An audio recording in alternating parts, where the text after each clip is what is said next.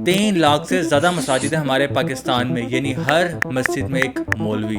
3 लाख मौलवी, एक ऐसी ताकत, एक ऐसा नेटवर्क जो आपकी जिंदगी संवार भी सकता है और तबाह बर्बाद भी कर सकता है। लेकिन इसी ताकत के साथ आती है एक जिम्मेदारी, बहुत बड़ी जिम्मेदारी। लेकिन हमारी कौम का हाल देखे, जहालत, फिरका वारियत, नफरत। क्या ये मौलवी हमारी रहनुमाई कर रहे हैं या हमें अंधेरों में धकेल रहे हैं? हम कब तक सिर्फ दीन के नाम पर अपनी आंखें बंद करके ऐसे लोगों का दिफा करते रहेंगे? आज मैं बात करूंगा एक ऐसी हकीकत की जिसके बाद मुझे डराया जाएगा, मुझे धमकियां दी जाएंगी और शायद खामोश करवाने की कोशिश भी की जाएगी।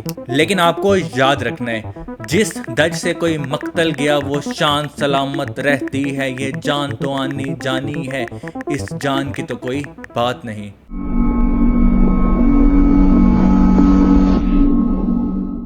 पाकिस्तान में कहने को तो 3 लाख मसाजिद हैं, लेकिन इनमें से रजिस्टर्ड आधी भी नहीं और कई मसाजिद तो इलीगली बनी हैं। लेकिन जब तक पैसा आता हो तो कौन सा कानून और कैसा कानून। बाकी शहरों को तो छोड़ो, पाकिस्तान के कैपिटल इस्लामाबाद में भी 47% मसाजिद इलीगल हैं। लेकिन बात यहाँ पे भी खत्म नहीं होती। हर मस्जिद में एक अनोखा मौलवी बैठा है जिसका अपना एक अलग से इस्लाम है।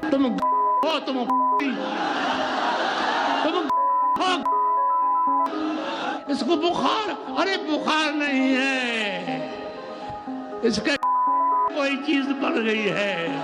एक मौलवी मोहब्बत का दर्स देता है तो दूसरा नफरत की आग भड़काता है। कोई कहता है 4 शादियां करो तो कोई कहता है बीवी को अपने जूते की नोक पे रखो। कोई कहता है सुन्नी काफिर है तो कोई कहता है शिया काफिर है। एक मौलवी का असल मकसद था इस्लाम को फैलाना और समझाना और कौम को जोड़ के रखना। लेकिन अफसोस, ये तो कौम को तोड़ रहे हैं। बहुत बुलंद है, मैंने इन लोगों को पढ़ा है, ईमानदारी से पढ़ा और इनके असल दफ्तर मैंने कंगाले कि शिया कहाँ से चले, इनके आलम क्या।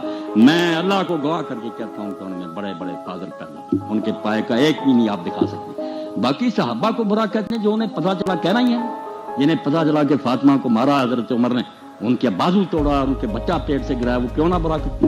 अब ये सही है ये गलत, रोते हैं आप, किताबों में लिखा, आप कहेंगे इसकी सनद सही, वो कहते क्या हमें एतबार, किताबों में रावियों ने मेरे भाइयों लिख दिया सब कुछ, अब शिया उससे जान नहीं छुड़ा सकते। इन मौलवियों की वजह से फिरके बन रहे हैं, नफरत का बाजार गर्म है और फसाद फैल रहा है। जिस तरह टिकटॉकर्स पॉडकास्ट पर आकर कुछ भी बोल देते हैं, इसी तरह ये मौलवी मिंबर पर बैठकर कुछ भी बकवास करते हैं। मेरे सामने खुद एक दफा एक जुम्मे के दौरान मौलवी साहब ने बोला जो आप सल्लल्लाहु अलैहि वसल्लम से मोहब्बत करता है और जन्नत जाना चाहता है, वो अभी के अभी मस्जिद में चंदा देगा, और सरप्राइजिंगली सबने चंदा दे भी दिया। अगर आप तुर्की जैसे ममालिक को देखें, वहाँ दीन का दायरा रियासत के कंट्रोल में होता है। हर मौलवी सिर्फ अप्रूव्ड बात ही कर सकता है। एक ही पैगाम, एक ही जबान और एक ही मकसद, अमन और इत्तेहाद। लेकिन पाकिस्तान में यहाँ जिसका जो दिल चाहे वो बोल देता है, ना कोई चेक ना कोई बैलेंस। और जब बात आती है कानून की तो मौलवी हजरात अपने आप को कानून से बहुत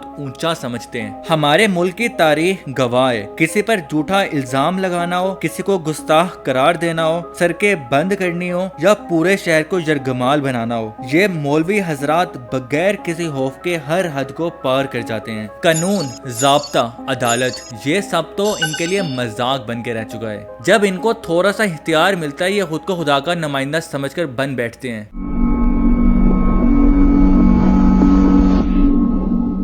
लेकिन हकीकत में तो ज्यादातर मौलवी वो होते हैं जिनके वालिदैन इनको कम अकल या गरीब होने की वजह से मदारिस में जमा करा देते हैं और वहां जाकर इनको इस्लाम की सिर्फ एक ही साइड पढ़ाई जाती है। इन मौलवी हजरात को शायद दीन का तो थोड़ा सा इल्म होता है, लेकिन दुनियावी और साइंसी बातें इनके दिमाग के ऊपर की चीज होती है। इन्हें माशरे के साथ चलने में दुश्वारी होती है और सिर्फ मामूली सी तनहा और घर के लिए वो सब करते हैं जिससे इस्लाम ने मना किया है और नापसंद। जब मौलवी साहब को पैसों की जरूरत होती है तो वो चंदा मांगते हैं, और जब आम इंसान को पैसों की जरूरत होती है तो वजीफा बताते हैं। अब तो सिर्फ चंद पैसों के लिए मौलवी इंटरनेट पर आकर अजीबो गरीब बातें करते हैं। बड़ा संजीदा इज्तिमा है, मैं बड़ी खास बात करने लगा हूँ। सारे साइंसदान कहते हैं जमीन घूमती है, आला हजरत ने इतनी मोटी किताब लिखी है जमीन साकन है।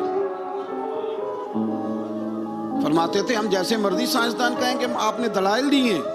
आप फरमाते हैं जब नबी करीम अलैहिस्सलाम की हदीस मुस्लिम शरीफ में मौजूद है कि जब अल्लाह ने जमीन को पैदा किया जमीन कांपने लगी तो अल्लाह ने पहाड़ों को मीखें बना के किले बना के अंदर लगा दिया तो जमीन ठहर गई। फरमाने लगे जब मुस्तफ़ा करीम ने कह दिया ठहर गई है तो सारे साजदान भी कहें तो हम मानने को तैयार नहीं कि घूमती है।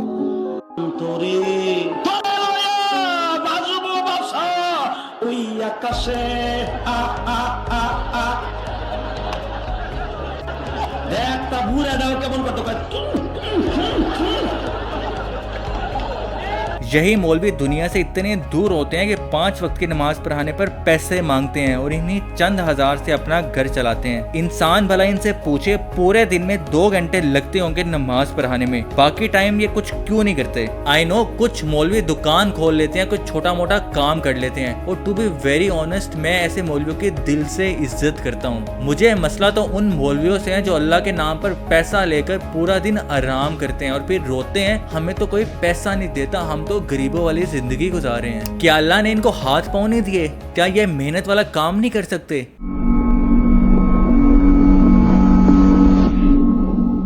अब इस वीडियो का सबसे ज्यादा कंट्रोवर्शियल पार्ट आ गया है। मेरे ख्याल में और मेरी रिसर्च के मुताबिक इन मौलवियों को नमाज पढ़ाने के पैसे देने ही नहीं चाहिए, और नमाज तो कोई भी इंसान पढ़ा सकता है। इन मौलवियों को बाकी लोगों की तरह मेहनत करनी चाहिए, जिस तरह आप सल्लल्लाहु अलैहि वसल्लम के वक्त में हुआ करता था। जब दीन अल्लाह की रजा के लिए था तो ये मौलवी दीन के ठेकेदार कब से बन बैठे? क्या अल्लाह का दीन सिर्फ एक नौकरी बन गया है? अगर हम इस्लामिक हिस्ट्री उठाकर देखें तो हमें हैरानी होती है कि इब्तदाई दौर में इमाम, मुअज्जिन और मुअल्लिम कुरान कोई तनहा नहीं लिया करते थे। Even Allah said obey those who ask no wages of you. इमाम नबवी फरमाते हैं सलफ सालिहीन कुरान पाक की तालीम और इमामत पर कोई मुआवजा नहीं लेते थे। इब्ने किदामा लिखते हैं मौलवी बगैर किसी तरह के नमाज पढ़ाते और ये सिर्फ अल्लाह की रजा के लिए था। इसी चीज पर इमाम अबू हनीफा का पर्सपेक्टिव कुछ यूं था कि कुरान पढ़ाने, नमाज पढ़ाने या अजान देने पर पैसे लेना जायज नहीं है। सोचने की बात तो ये है जब अल्लाह के नेक बंदे बगैर मुआवजे के दीन की हिदमत करते हैं और साथ ही साथ मेहनत या कारोबार करके रोजी कमाते थे, तो हमारे मौलवी हजरात को कौन से सोहराब के पड़ लगे हैं। इवन हजरत मोहम्मद सल्लल्लाहु अलैहि वसल्लम सेड कुरान पढ़ो और नेक अमल करो, लेकिन इसे जरिया मुआश ना बनाओ। इसी टॉपिक पे मजीद रिसर्च करने के बाद मुझे पता चला अल्लाह के नाम पर आप तोहफा तो ले सकते हैं लेकिन पैसे नहीं मांग सकते। अलबत्ता मजबूरी में पैसे ले सकते हैं।